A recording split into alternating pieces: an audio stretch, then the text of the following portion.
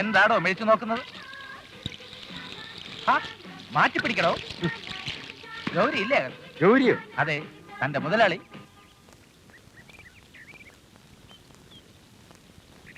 ഒന്ന് എളുപ്പം നടന്നു പാടോ. കാലിലെന്താ ആണരോഗമുണ്ടോ? ആരാ? മനസ്സിലായില്ല. അത് താൻ അറിയേണ്ട കാര്യമില്ല. You have no right to ask silly question. പോയി തന്റെ ബോസിനോട് പറയൂ, ഒരു VIP വന്നിട്ടുണ്ട്. ഹരിപ്രസാദ് പറഞ്ഞത് വെറുതെ അല്ല. ഇവനൊരു അഹങ്കാരിയും അലവലാതിയുമാണ്. എന്താടോ ഒന്ന് ആലോചിക്കുന്നത്? വന്നാട്ടെ, ഞാൻ അദ്ദേഹത്തെ വിളിക്കാം.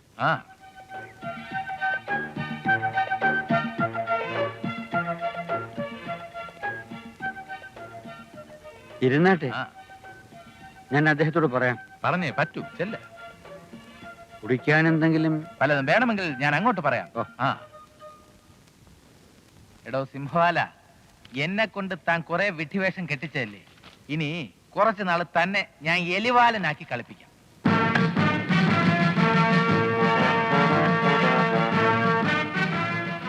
ശ്രീമാൻ ഗിരിപ്രസാദ് അല്ലേ? അതെ, ഞാൻ ഗോകുലത്ത് ഗംഗാധരൻ ഗൗരീദാസ മേനോൻ.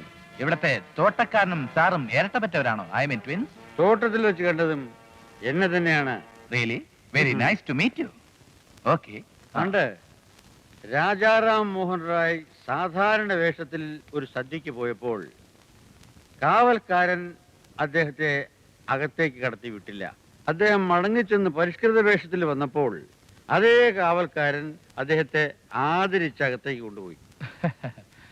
ഞാൻ താങ്കളോട് അതൊന്ന് പരീക്ഷിച്ചു നോക്കുകയായിരുന്നു. ചേട്ടൻ പറഞ്ഞപ്പോ സാറിന് ഇത്രയും ബുദ്ധി ഉണ്ടാവുമെന്ന് ഞാൻ കരുതിയില്ല. ഇത്രയും സൗന്ദര്യവും. വർഷങ്ങൾക്ക് മുമ്പ് ഗിരി എന്നെ കണ്ടിരുന്നെങ്കിൽ എങ്കിൽ ഞാനന്ന് ഇതിലും വളരെ ചെറുപ്പമായിരുന്നു. കാര്യങ്ങളൊക്കെ ഹരിപ്രസാദ് പറഞ്ഞില്ലേ? എന്റെ മകൾ ഗീതാഞ്ജലിയെ ചിത്രകല പഠിപ്പിക്കാനാണ് നിങ്ങളോട് വരാൻ പറഞ്ഞത്. മകൾക്ക് ബുദ്ധിയുണ്ടോ? ഉണ്ടെന്നാണ് ഇതുവരെയുള്ള അനുഭവങ്ങൾ വെച്ച് മനസ്സിലാക്കുന്നത്. അങ്ങനെ അനുഭവം കൊണ്ട് മാത്രം എടുത്തിയാടി ഒരു തീരുമാനത്തിലും എത്തരുത്. വെൽ, ഞാൻ പഠിപ്പിക്കുന്നത് പെട്ടെന്ന് പിക്കപ്പ് ചെയ്യുകയാണെങ്കിൽ കുട്ടി ബുദ്ധിമതിയായിരിക്കണം. അല്ലെങ്കിൽ she should be A fool. എന്താ? കാട് കയറണ്ട. മാസം 750 രൂപ ശമ്പളം തരും. അത് ഞാൻ ഹരിപ്രസാദിന്റെ കയ്യിലേക്ക് കൊടുക്കൂ. സാറിങ്ങനെ ഞങ്ങളെ രണ്ടായി കാണരുത്. ഇരു മെയ്യാണെങ്കിലും യഥാർത്ഥത്തിൽ ഞങ്ങൾ ഒരു മെയ്യാണ്. അത് സാറിന് ഇപ്പൊ മനസ്സിലാവില്ല. ഇതാണ് ഞാൻ പറഞ്ഞ അധ്യാപകൻ. ഹായ്, ഇത് നമ്മുടെ ഓഫീസിലെ വിദ്യാസരനല്ലേ? ഇതെന്താ ഈ വേഷത്തില്? ഗീതാഞ്ജലി, വാക്കുകൾക്ക് കടിഞ്ഞാണിടൂ. അത് ഹരിപ്രസാദ്, ഇത് അയാളുടെ അനുജൻ ഗിരിപ്രസാദ്. ക്ഷമിക്കണം. It's all right. എന്നാൽ നീ സമയം കളയണ്ട, രാഹുകാലത്തിന് മുമ്പ് തുടങ്ങിക്കോളൂ. ഈശ്വര, ഇതിപ്പോ തട്ടാനെ പിടിച്ച് തണ്ടാനാക്കിയത് പോലെ ഉണ്ടല്ലോ. എന്റെ ചിത്രകല ഭഗവതി, ഈ ചിത്രകല എന്താണെന്നുള്ളത് നീ തന്നെ എനിക്ക് പഠിപ്പിച്ചു തരണം.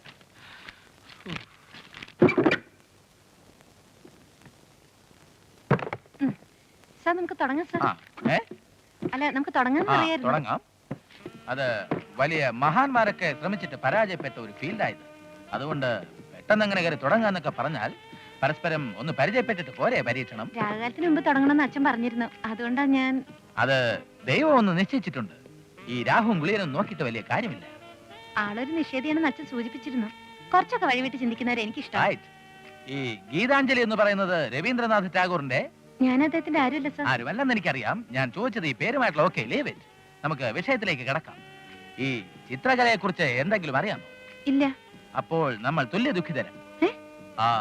അല്ല, ചിത്രകലയിൽ താല്പര്യം തോന്നി തുടങ്ങിയ കാലത്ത് എന്റെ അവസ്ഥയും ഇത് തന്നെയായിരുന്നു. ഒന്നും അറിയില്ലായിരുന്നു.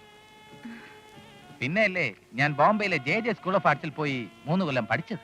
അവിടെയാണോ പഠിച്ചത്? അവിടെ നിന്നും ഡിഗ്രി എടുത്തിട്ടുണ്ട്. നമുക്ക് തുടങ്ങാം. മഴവില്ലിന് എത്ര നിറങ്ങളുണ്ട്? 7. You are very intelligent. Thank you sir. ഇത് തന്നെയല്ലേ നമ്മൾ ചിത്രകലയിൽ ഉപയോഗിക്കുന്ന വർണ്ണങ്ങൾ? അതെ സർ. അപ്പൊ ഈ 7 നാം സംഗീതത്തിലും ആവർത്തിക്കുന്നു. സപ്തസ്വരങ്ങൾ. അങ്ങനെ സംഗീതവും ചിത്രകലയുമായി അഭേദ്യമായി ബന്ധപ്പെട്ടിരിക്കുന്നു. They are linked together. ചിത്രകലയിൽ റിയലിസം, ഫാന്റസി എന്നൊക്കെ പറയുന്നത് പോലെ സംഗീതത്തിനുമുണ്ട് പിരിവുകൾ. ലളിത സംഗീതം, ശാസ്ത്രീയ സംഗീതം, പാശ്ചാത്യ സംഗീതം. സംഗീതത്തിന്റെ ഉദാത്തവും ഊഷ്മളവുമായ ആന്തോളനത്തിന്റെ ആവിഷ്കാരമല്ലേ റോക്ക് മ്യൂസിക് എന്ന് ഞാൻ ചോദിക്കാണ്. അതിന്റെ ആരോഹണ അവരോഹണങ്ങളിൽ നാം എല്ലാം മറക്കുന്നു. I never knew that she loved me so. I came to know. I could manage it. അത് പിടിക്കേണ്ട കാര്യമില്ലായിരുന്നു. എല്ലാം കഴിഞ്ഞിട്ടും എന്താണ് ഒരു ചിരി? You are my student. Don't forget that. അല്ല സർ, ഈ പശുവിനെ പറ്റി 10 വാചകം എഴുതാൻ പറയുമ്പോഴേ അതിനെ പിടിച്ച് തെങ്ങെ കെട്ടിയിട്ട് തെങ്ങിനെ പറ്റി 10 വാചകം എഴുതുന്ന പോലെ ഉണ്ടല്ലോ. എനിക്ക് പഠിക്കേണ്ടത് പെയിന്റിങ്ങാ. അത് പെയിന്റിംഗ് തന്നെ പഠിക്കണമെന്ന് വാശിയാണല്ലേ? അതിനല്ലേ സാറിന് ഏർപ്പാട് ചെയ്തിരിക്കുന്നേ? അതെ, അതിനെന്താ? അല്ല, വേറൊന്നുമല്ല. ഈ കല എന്നൊക്കെ പറയുന്നത് മൂട് വരേണ്ട കാര്യമാണ്. അതുകൊണ്ട് നമുക്ക് നാളെ തൊട്ട് തുടങ്ങിയാലോ? We'll start from tomorrow, okay? ഏതായാലും ഗിരിപ്രസാദിനെ കുറിച്ച് നമുക്ക് രണ്ടുപേർക്കുമുള്ള അഭിപ്രായമല്ല ഗീതാഞ്ജലിക്കുള്ളത്. എനിക്ക് കുറച്ച് സമയം തരും. അനുജനെയും ഹരിപ്രസാദിനെ പോലെ ഒരു സൽസ്വഭാവിയാക്കി മാറ്റിത്തരാം.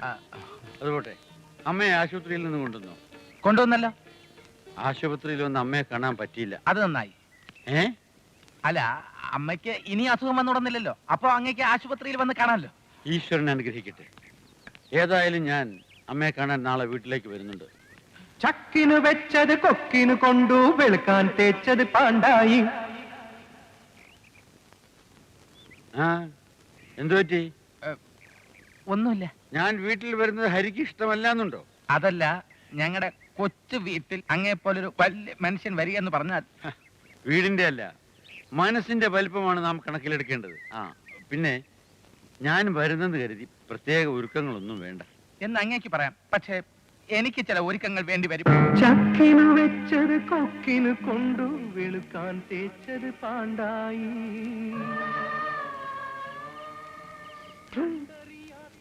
നീ ഇങ്ങനെ കാക്കാലം ചത്ത കൊരങ്ങനെ പോലെ കിടന്നാൽ എങ്ങനാടാ ഹരി? ആലോചിച്ചിട്ട് ഒരെത്തും പിടിയും കിട്ടുന്നില്ല. ഇനി എത്ര കാലം ഈ വേഷം കെട്ടി നടക്കേണ്ടി വരും? പ്രൊബേഷൻ പീരീഡ് തീരുന്നത് വരെ.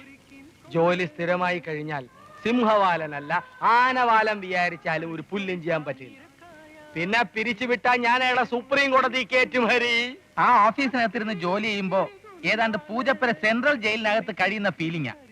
പറയുന്നത് കേട്ടാൽ സെൻട്രൽ ജയിലിൽ നീ ഒരുപാട് നാൾ കിടന്നിട്ടുണ്ടെന്ന് തോന്നുമല്ലോ ഹരി. ആ അങ്കിളിന്റെ ഉപദേശം കേട്ടുകൊണ്ട് നടന്നാൽ അധികം താമസിയാതെ അതിനകത്ത് കിടക്കേണ്ടി വരുന്ന തോന്നുന്നത്. നീ ഇത്ര നെർവസ് ആയാലോ? ഒരു കള്ളം സമർത്ഥിക്കാൻ 9 കള്ളങ്ങൾ കണ്ടെത്തേണ്ടി വരും. അങ്കിൾ കൂടെ ഉള്ളത് കൊണ്ട് കള്ളങ്ങൾ കണ്ടുപിടിക്കാൻ ഒരു ബുദ്ധിമുട്ടും ഉണ്ടാവില്ലെന്ന് എനിക്കറിയാം. പക്ഷേ ബോസ് വരുമ്പോ കാണിക്കാൻ ഒരു അമ്മ എവിടെ നിന്ന് സംഘടിപ്പിക്കും? വിലയ്ക്കു വാങ്ങാം പ്രേമം, വിലയ്ക്കു വാങ്ങാം സ്നേഹം, വിലയ്ക്കു വാങ്ങാം മാതാപിതാക്കളെ, വിലയ്ക്കു വാങ്ങാം കാമുകിയെ എന്ന് സാംബശിവൻ പാടിക്കൊണ്ട് നടന്നെന്ന് നീ കേട്ടിട്ടില്ലയോടാ ഹരി? വക്കീൽ പണിയേക്കാൾ അങ്കിളിന് നല്ലത് കഥാപ്രസംഗമാണ്. ഞാനിത് കുറെ നാൾ കൊണ്ട് നടന്നിരുന്നല്ലേ. അടിയന്തരാവസ്ഥ കാലത്ത് കൊങ്ങണ്ടൂർ വെച്ച് നെറ്റിക്കൊരേറ് കിട്ടി. അതോടെ ഞാൻ കഥ നിർത്തി. ഇപ്പൊ പ്രസംഗം മാത്രമേ ഉള്ളൂ. അങ്കിൾ, ചുറ്റുവട്ടത്തുള്ള ഒറ്റ വീട്ടിലില്ല ഗാന്ധിജിയുടെ ഫോട്ടോ. കഷ്ടം. ഇത് പിന്നെ ആ പൂട്ടിപ്പോയ കൈത്തറി ഓഫീസിൽ നിന്ന് ഗോപാലൻ സാർ എടുത്തു തന്നതാ. മോള് പൊടി തട്ടി ഇതകത്ത് കൊണ്ടുവയ്ക്കേ. ആ. കഷ്ടപ്പെട്ടിട്ടാണെങ്കിലും ഗാന്ധിയെ കിട്ടിയല്ലോ. ഇനി അമ്മ, ഞാൻ ഒരു നാടകം ട്രൈ ചെയ്യട്ടെ. അതൊക്കെ ചെലവുള്ള ഏർപ്പാടാ. നഖം നനയാതെ മീൻ പിടിക്കാൻ പറ്റുമോ ഹരി? സാധനങ്ങൾക്കൊക്കെ ഇപ്പൊ എന്താ വില? അമ്മയ്ക്ക് വേണ്ടി നീ മുടക്കാമെന്ന് പറഞ്ഞ 50 രൂപയ്ക്ക് അമ്മ പോയിട്ട് കുഞ്ഞമ്മയെ പോലും കിട്ടില്ല. കുഞ്ഞമ്മ ഐഡിയ. ഐഡിയ നിനക്കോ? ഞാൻ വിശ്വസിക്കുന്നില്ല ഹരി. അല്ലെങ്കിൽ വിശ്വസിച്ചേ പറ്റൂ. അങ്കിളിന്റെ കൂടെ നടന്ന് എനിക്കും ചില മണ്ടൻ ഐഡിയകളൊക്കെ വന്നു തുടങ്ങിയിട്ടുണ്ട്. ഹരി, അങ്കിൾ